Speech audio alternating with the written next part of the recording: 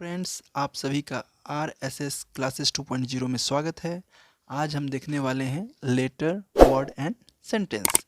तो चलिए शुरू करते हैं। लेटर किसे कहा जाता है, वर्ड किसे कहा जाता है और सेंटेंस किसे कहा जाता है। तो लेटर जो होता है किसी भी लैंग्वेज का सबसे स्मॉलेस्ट यूनिट होता है, उसे हम लेटर कहते हैं। जैसे कि देखिए यहाँ पे इसका डेफिनेशन है। लेटर को हम हिंदी में वर्ण कहते हैं, यानी कि किसी भी भाषा का सबसे छोटा यूनिट जो होता है उसे हम वर्ण कहते हैं हिंदी में। इंग्लिश में उसे लेटर कहते हैं। A letter is a smallest unit of any language, यानी कि किसी भी लैंग्वेज का सबसे स्मॉलेस्ट यूनिट जो होता है उसे हम लेटर कहते हैं। अब लेटर को जब हम ऐड करते हैं तो वर्ड बनता है, यानी कि लेटर से बड़ा जो है वर्ड हो गया, यानी कि शब्द हो गया। वर्णों के मेल से हम शब्द बनाते हैं और वर्ड्स को ऐड करके हम सेंटेंस बनाते हैं। तो यहाँ पे लेटर, वर्ड और सेंटेंस में सबसे बड़ा सेंटेंस, उसके बाद वर्ड, उससे और सबसे पहले लेटर। ये तो हमने समझा कि लेटर, वर्ड और सेंटेंस में किसका क्या पोजीशन है। अब हम वन बाय वन इसे समझने की कोशिश करते हैं। पहला लेटर, जिसे हम वर्ण कहते हैं। A letter is a smallest unit of any language, यानी कि लेटर जो होता है किसी भी लैंग्वेज का सबसे स्मॉलेस्ट यूनिट होता है। अगर हम इंग्लिश लैंग्वेज की बात करें तो इंग्लिश लैंग्वेज में टोटल 26 लेटर्स होते हैं, जिसमें से 5 वॉवेल्स होता है एंड 21 कॉन्सोनेंट होता है। इसके अलावा 2 सेमी वॉवेल्स भी होते हैं, जिसे हम W और Y कहते हैं। अब वॉवेल्स किसे कहते हैं? वॉवेल्स उसे कहते हैं जो किसी भी दूसरे लेटर के सहायता के बिना बोला जाए, जैसे कि A, E, I, O, U। Consonant किसे कहते हैं? जो वॉवेल्स के हेल्प लेकर बोला जाए, जैसे कि B। इसमें देखिए B, यानी कि इसमें E का कहीं ना कहीं साउंड आ रहा है। इसके अलावा सी में भी देखिए ई का कहीं ना कहीं साउंड आ रहा है। एफ में देखिए ए का कहीं ना कहीं साउंड आ रहा है। तो आपने समझ लिया कि वॉवेल्स बिना किसी कॉन्सोनेंट के हेल्प से बोला जा सकता है, लेकिन कॉन्सोनेंट जो है कहीं ना कहीं वॉवेल्स का हेल्प लेकर ही बोला जाता है। फ्रेंड्स, आप सभी का RSS क्लासेस 2.0 में स्वागत है। आज हम देखने वाले हैं लेटर, वर्ड एंड सेंटेंस। तो चलिए शुरू करते हैं। लेटर किसे कहा जाता है, वर्ड किसे कहा जाता है और सेंटेंस किसे कहा जाता है।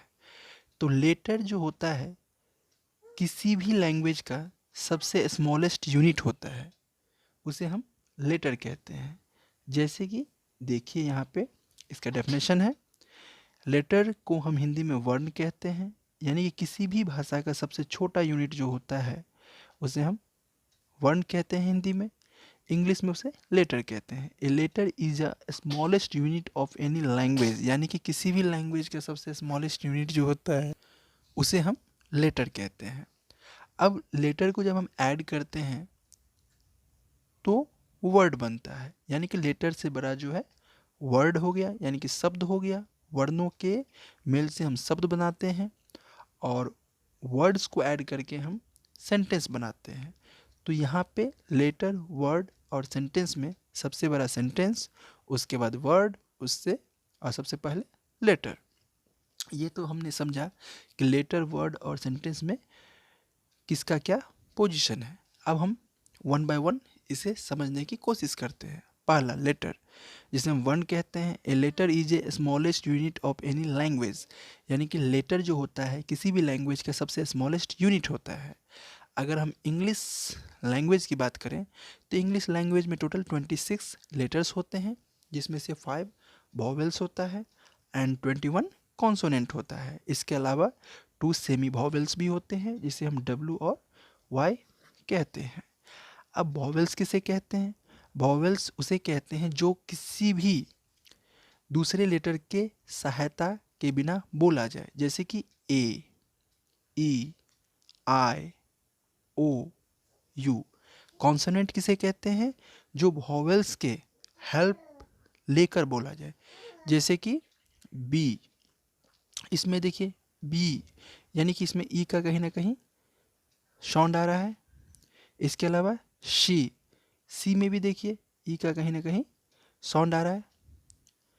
एफ, एफ, एफ में देखिए ए का कहीं ना कहीं साउंड आ रहा है। तो आपने समझ लिया कि वॉवेल्स बिना किसी कॉन्सोनेंट के हेल्प से बोला जा सकता है, लेकिन कॉन्सोनेंट जो है कहीं ना कहीं वॉवेल्स का हेल्प लेकर ही बोला। वर्ड किसे कहते हैं? वर्ड को हिंदी में हम शब्द कहते हैं। A word is a group of letters. Word जो होता है वो लेटर्स के ग्रुप से मिलके बना हुआ होता है। यानी कि यहाँ पे देखिए b plus o plus y, 3 letters का एक ग्रुप है जिससे बॉय बन गया, जिसका कुछ मीनिंग भी निकल रहा है। इसी प्रकार से सी प्लस ओ प्लस डब्लू, काउ, यहाँ भी 3 लेटर्स के हेल्प से हमने एक वर्ड बनाया जिसका भी मीनिंग निकल रहा है। इसके अलावा आप APPLE एप्पल,